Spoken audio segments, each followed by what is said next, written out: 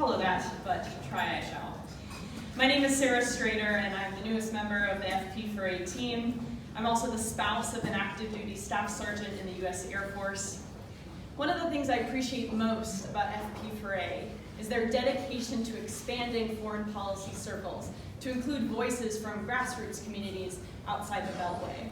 And that's why I couldn't be more pleased to be here today to talk about our brand new Secure Families initiative. Our mission is to elevate military spouses and family members as uniquely qualified validators and organizers on issues of foreign policy. Military spouses are one of the most underutilized voices when it comes to promoting a diplomacy-first approach to foreign policy, because our lives are directly impacted.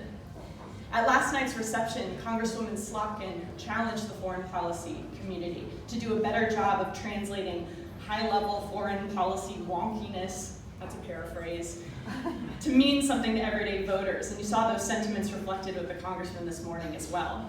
Well, military spouses and family members are a community for whom that's already a pretty easy job, because we know the consequences that wars abroad have here at home. Our public discourse talks about wars in terms of blood and treasure, which are very real, but for us, there's so much more. We measure wars in terms of missed Christmases and pricey care packages and meltdowns in the grocery store, interrupted personal careers, constant anxiety. When our loved ones deploy abroad, military spouses, we're the hub that keep the family running in their absence. Our stories paint a full technicolor picture of what the black and white statistics about troop deployments mean on the ground. Exhausting military ops tempo has hit our families hard. Veterans suffer from a suicide rate that is twice the civilian average. Frequent deployments and TDYs mean that caretaking responsibilities fall disproportionately on partners and spouses. Military children are more likely to get a mental health diagnosis than their civilian counterparts. While being at war hasn't caused these problems on its own, it's certainly made them worse and harder to treat. If we were to end forever wars and reprioritize diplomacy as our tool of first resort, I'm confident that we would see improvement in each of these areas. Yet, too often, when military service is leveraged on the political stage, it's done so to push for aggressive, hawkish foreign policies that make us less safe, not more. It makes it harder to end wars and takes us closer to starting new ones. So even though most voters care about supporting foreign policy and care about supporting our military families, they often end up supporting policies that go against that.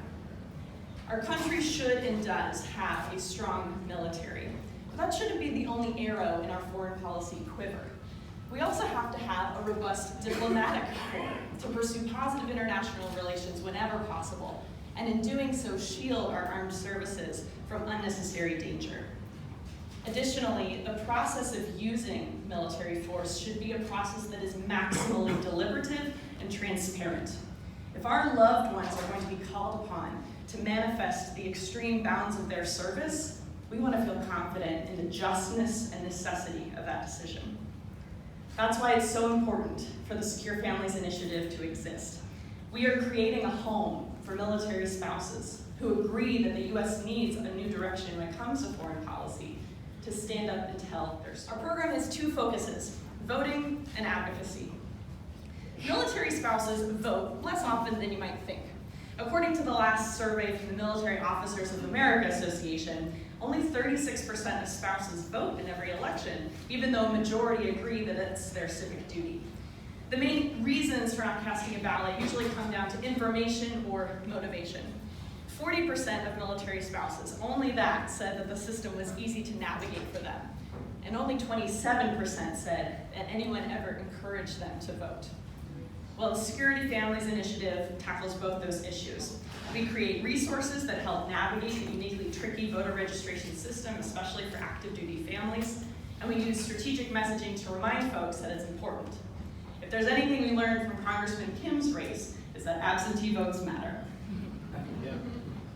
As for advocacy, the biggest barriers are similar. They're either motivational or informational.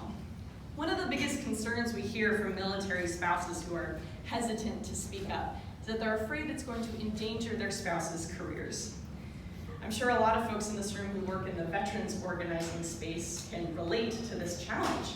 When you've dedicated your life to service, the idea of weighing in on the decisions that shape the outcomes of that service feels scary, if not wrong. Our goal is to reframe how we talk about advocacy. At its core, it's storytelling. It's relaying information about the effects that these decisions have on us and our family. If there's one thing I've learned about the military, it's that they love their briefings. Anytime me or my spouse wants to do anything nearly out of the ordinary, there's always a briefing we have to go to before we can proceed. Our leaders rely on having access to full and complete information to make the best decisions possible.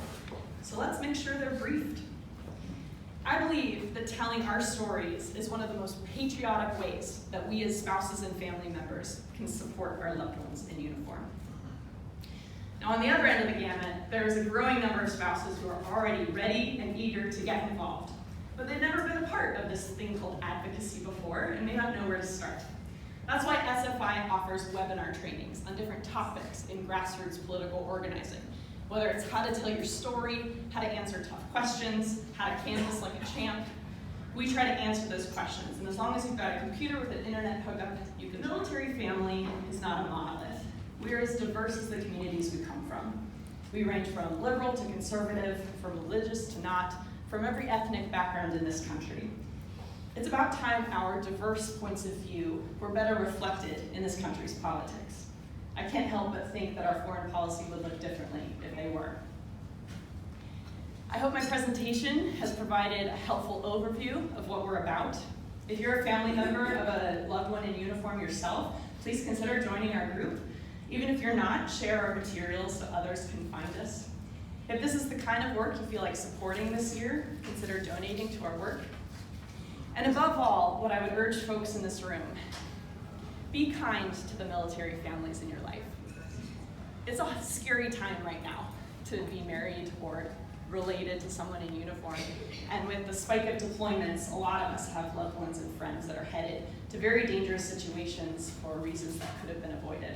So treat us kindly and treat us gently. I want to thank FP4A for giving this program a home, and I look forward to what we do this year and beyond.